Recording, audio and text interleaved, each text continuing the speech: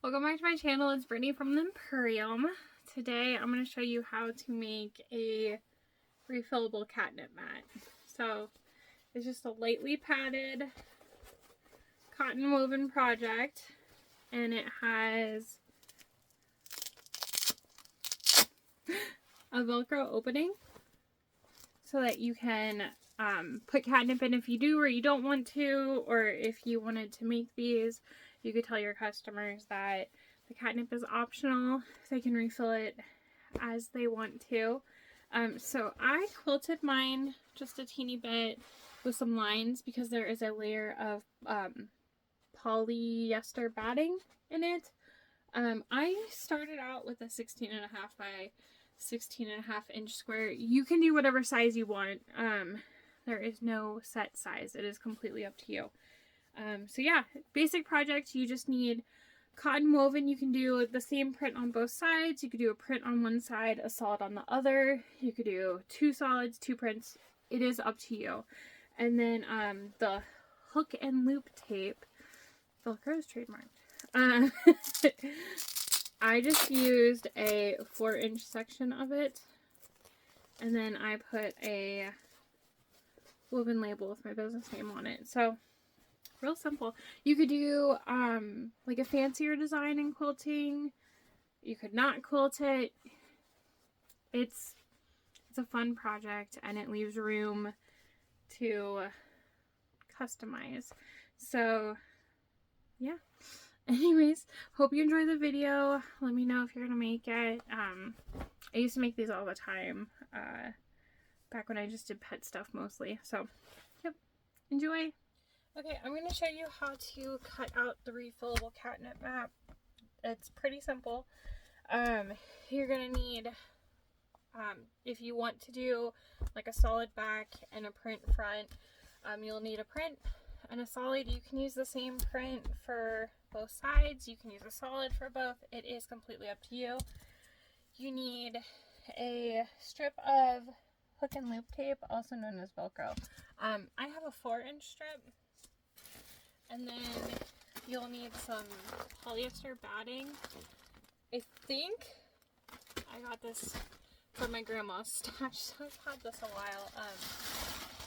But you can get it at like Joann's. I think Walmart sells it too. Probably any craft store. But just some batting. You can make up your own measurements. When I first started making these 12 years ago, I think it was, I usually bought fat quarters at Joann's, and I would use them, sometimes two size, or sometimes I would size them down. I used to make 2 different sizes. George is saying hi. Today, I'm going to do a 16.5 by 16.5 inch square. I think it'll make a nice George size. You testing it, bud? Alright, you gotta watch out though. So what we're going to do is we're just going to cut 1 square from each fabric.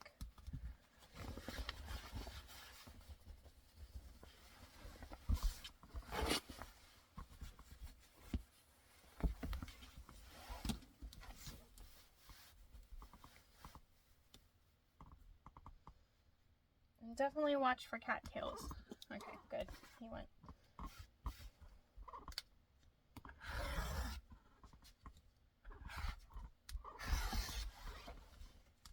Again, you can use whatever measurements you want. You can go smaller, you can do bigger, you can do a rectangle. You don't have to do a square. It's just what I decided I wanted to do today. I used to make these and sell them. I haven't really sold them lately, but I might make a batch for Meal Fest. We'll see. So there's my front.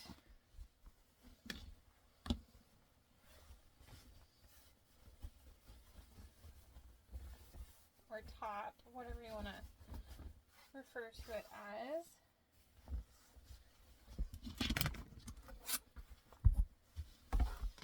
You could also iron your fabric if it's wrinkly like this, but this one's just going to be for my cats, so I know they won't really care.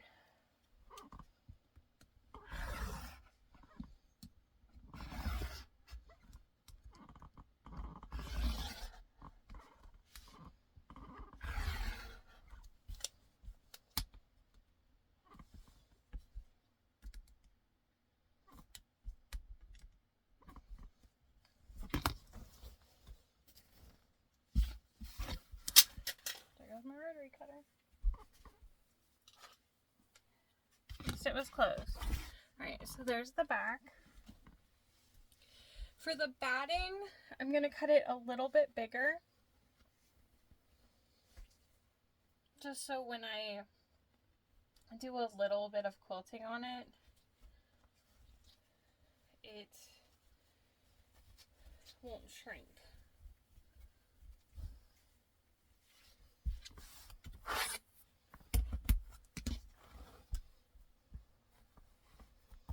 Okay, so since I'm doing a square, I'm just gonna leave some overhang and then cut.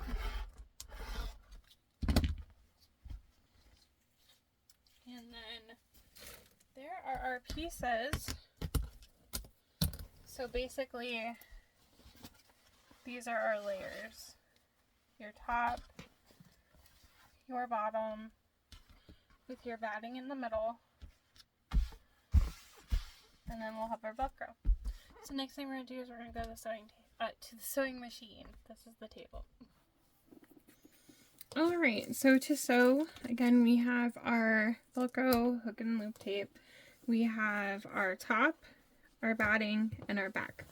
What we're going to do first is we're going to take the top and the batting, and we're going to make sure that the batting is sticking out on all the sides. And I'm going to quilt it.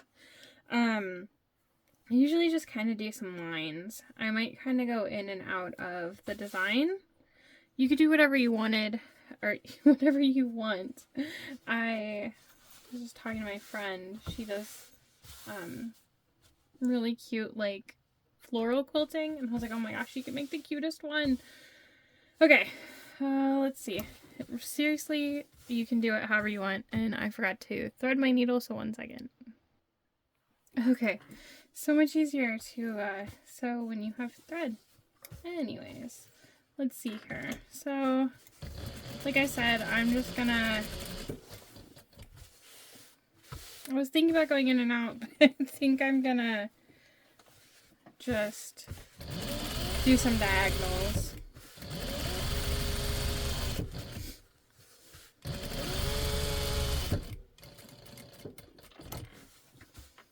Alright. There's one.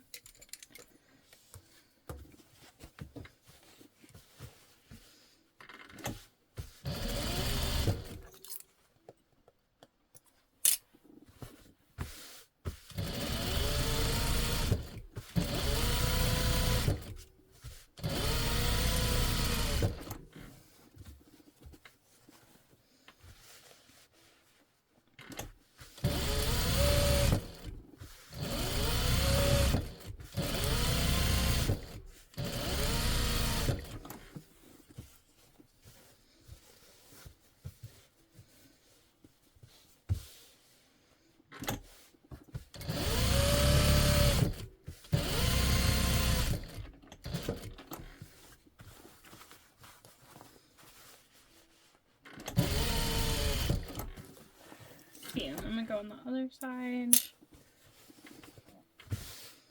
I like to start in the middle. I just feel like it keeps me from running out of batting on any side.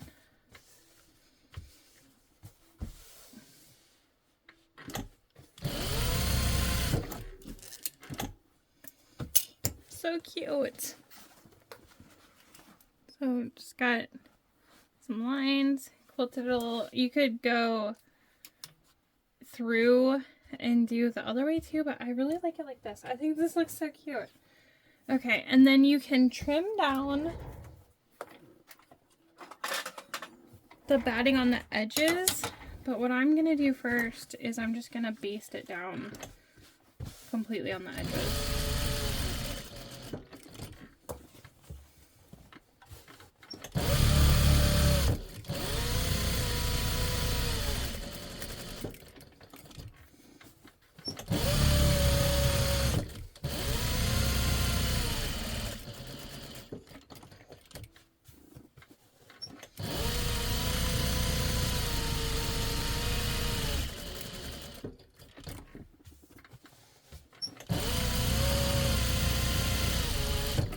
Okay, so basing this is going to keep it from shifting when we do the other parts. So I'm just going to go through and trim it off the edges.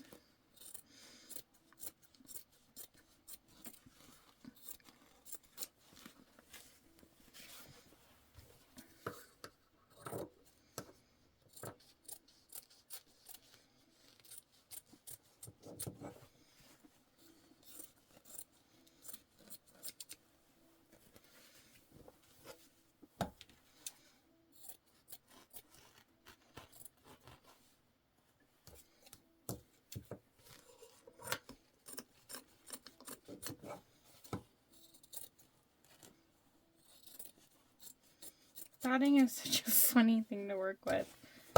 It just... I don't work with it too often. I used to make these all the time, though. Okay. So now I've got that trimmed down. I'm going to pick a side to do my Velcro. I'm going to take one side, doesn't matter which side, and I'm going to lay it. Okay, had to stop myself. I get carried away. Okay, we're going to put it in the middle, and then we're going to stitch around this. And you want it, the Velcro and the fabric right side up.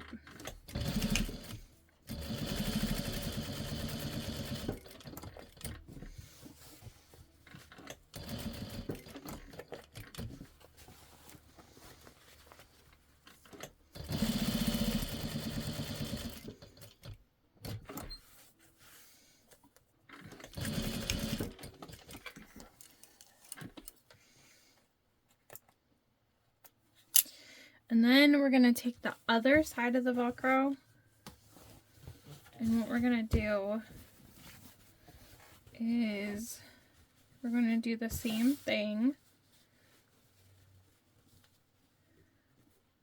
And I'm just kind of laying my fabrics together so I know exactly where that is going to match up at.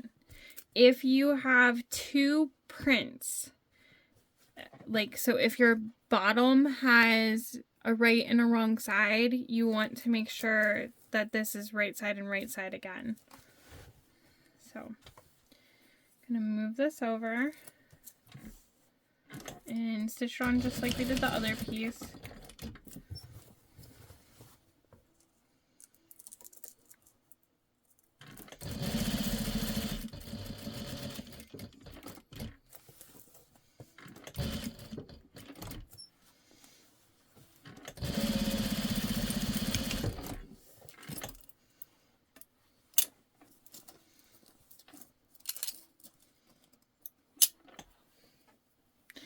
Now we're going to lay them together, so it would be right side to right side if you have two prints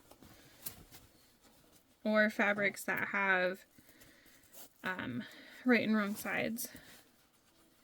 Okay, so I'm a little bit off, so I'm just going to adjust this a little bit because this doesn't have to line up perfectly.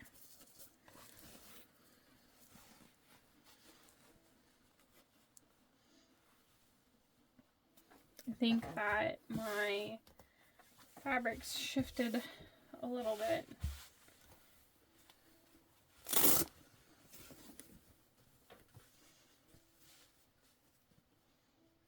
Because you make up your own measurements too, this part is really forgiving. So I can just adjust seam allowances too to make this work.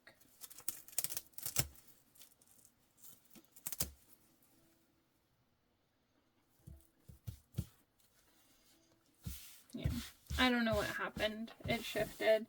It's fine. I'm just gonna trim this down a little bit so that I don't go over too far.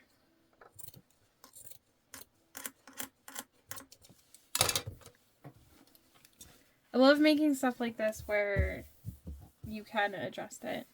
I could have moved my Velcro too. Okay, so I'm gonna go this side up so that the batting is on the back. I'm also gonna put a tag in as I go. And I'm going to go right outside my stitch for the Velcro, and I'm going to stitch to the Velcro, and then I'm gonna keep my seam allowance at about a 1/2 inch on this side. And actually what I'll probably do is just end up doing a 1/2 inch all the way around to catch where I messed up a little bit. And I'm gonna back stitch a little extra right here because there's going to be a lot of tension from the Velcro being opened and closed.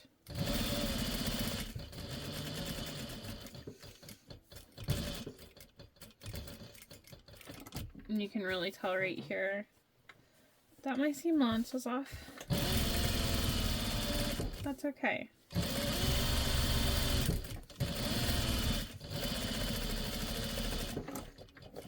I might have to go back over that spot too to make sure I caught everything.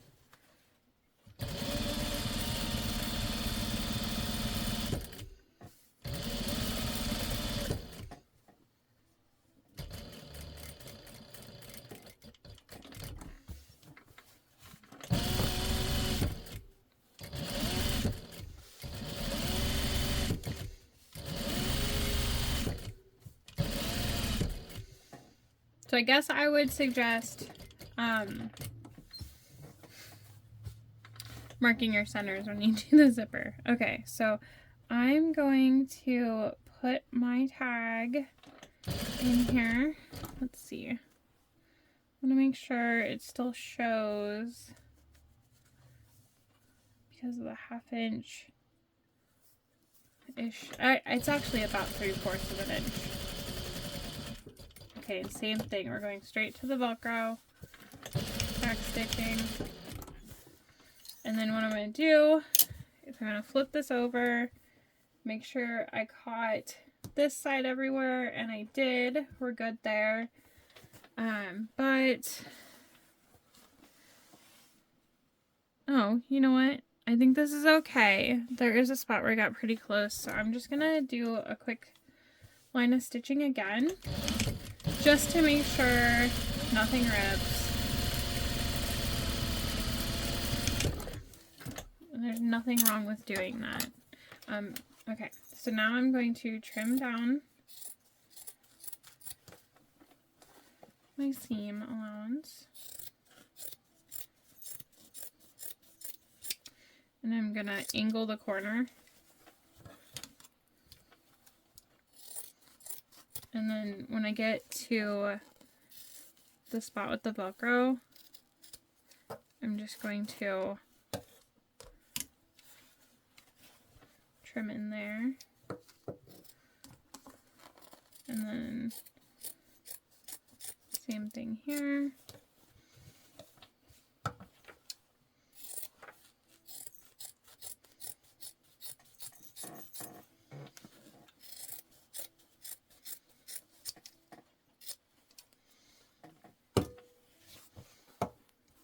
And angling these corners is going to give you a better corner when you flip it.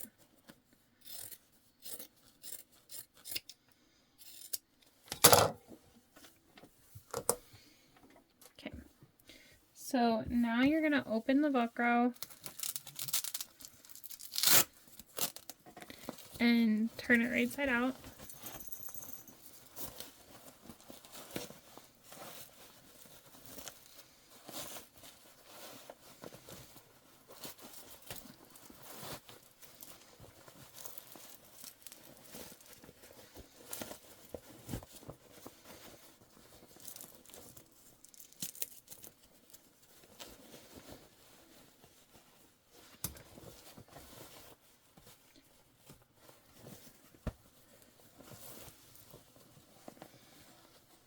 And I'm poking the corners.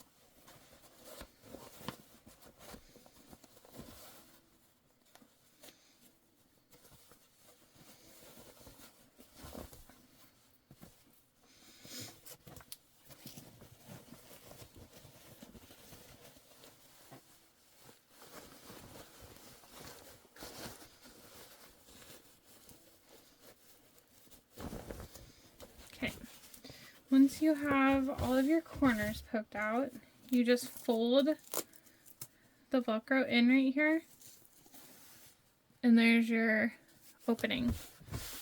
So you have a slightly padded little catnip mat, and then you can refill it with catnip whenever you want to, so that it's fresh. You could wash these, but keep in mind if it has any catnip in it. Catnip's essentially like when you make tea. You put the tea bag in the water and then it gets colored. You might end up with a colored project. But yeah, tag there. Quilted, you could do whatever design you want. Hope you enjoyed. Thank you. Just put it up here so Donut can check it out. Right now he's taking a bath though. Donut. Hey bud. Do you see the mat? Nope, he is all about cleaning his butt.